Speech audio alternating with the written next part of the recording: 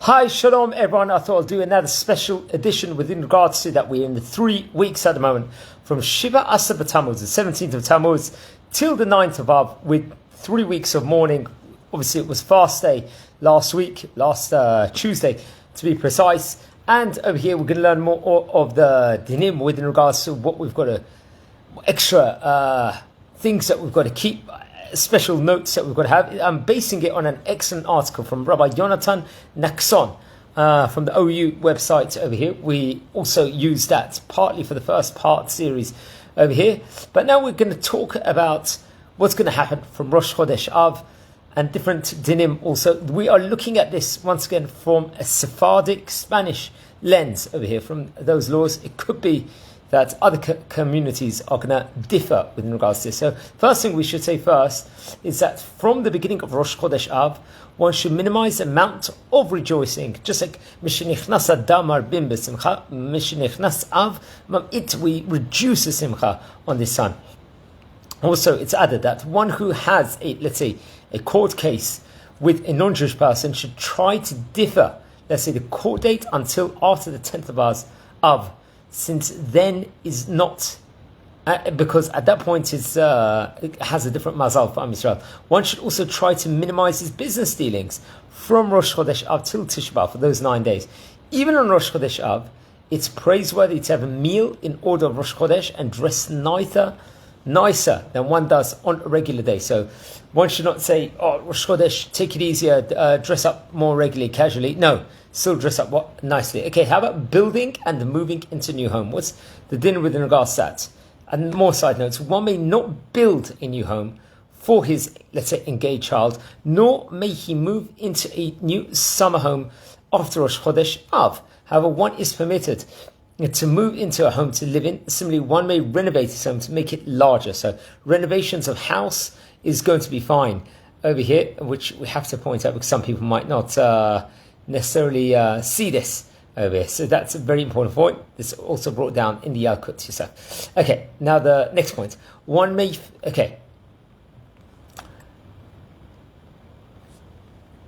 should refrain from painting his home or making minor unnecessary renovations.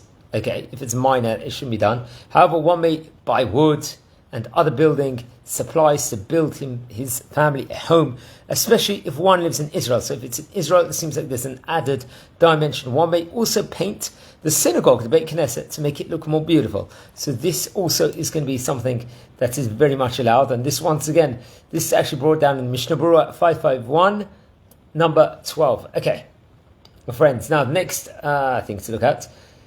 One may paint a picture since it's not considered building, let's say. One may build a fence around his balcony since this is a mitzvah and protects people from danger. I'm not going to quote all the sources here, friends, over here. One may put bars on his windows to protect his family from physical harm or theft. It could be bars may be used for safety reasons. Also, for many people, especially living in a high floor apartment. Also, one may buy new shelves for his Sephardi, for his books, and one may buy necessary furniture. For example, one can buy and install a new air conditioning system, let's just say, especially in boiling hot summer over here. That has to be allowed.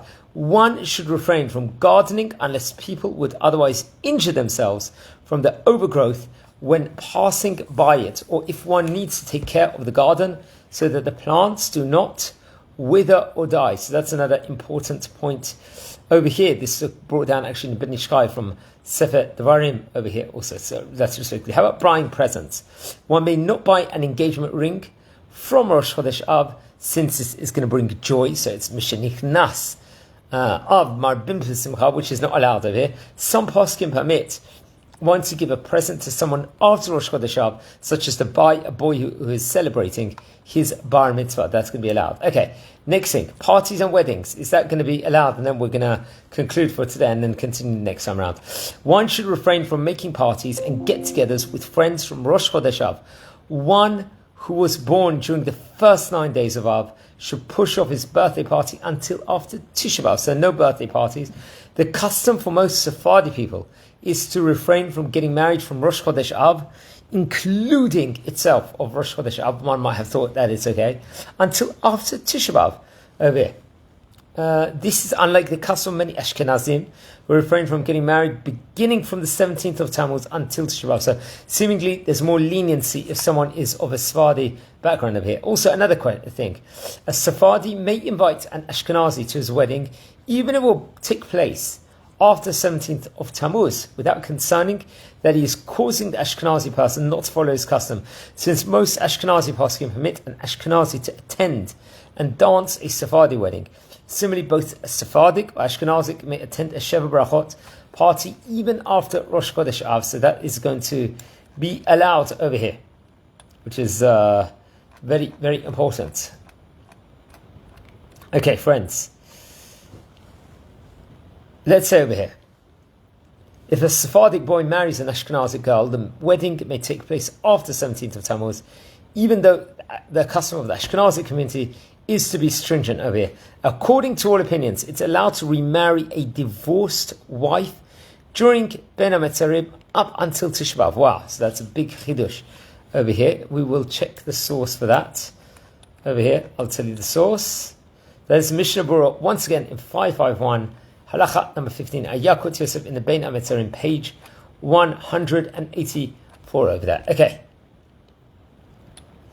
Even though Sephardim refrain from getting married from Rosh Chodesh Ab, they are permitted to get engaged over here. During an engagement at this time, one should refrain from making a meal with a party and having music with dancing, singing, though technically it's permitted because I believe it's a wedding over here.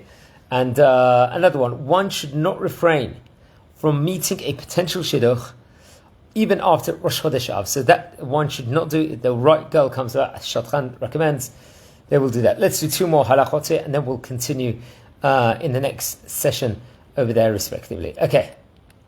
So how about eating meat and drinking wine? We're going to elaborate maybe in the next section. According to Gemara, the prohibition of eating meat and drinking wine applies only to the last meal before Tisha B'Av. Nevertheless, the custom of Sephardim is to refrain from consuming meat and wine from the day after Rosh Chodesh Av.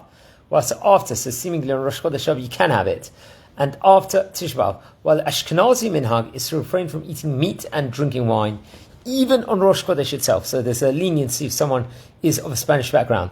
If one prayed Arvit after Plag Mincha on Rosh Chodesh, he cannot eat meat anymore, even though it is not yet Shkia. So that seems like a stringency on the part for Sephardim over here, which very much has to be looked into also, which is very, very interesting. Now, next off, we're going to look at eating meat, drinking wine, repairing clothes, and buying new things in the next session over here. But we're going to call it a day over here. I'd like to dedicate this Lilur Nishmat to Avihu Ben Esther, who passed away 2 months ago. Wish you all a great day, and watch your space for the third part of this excellent series of the 3 weeks.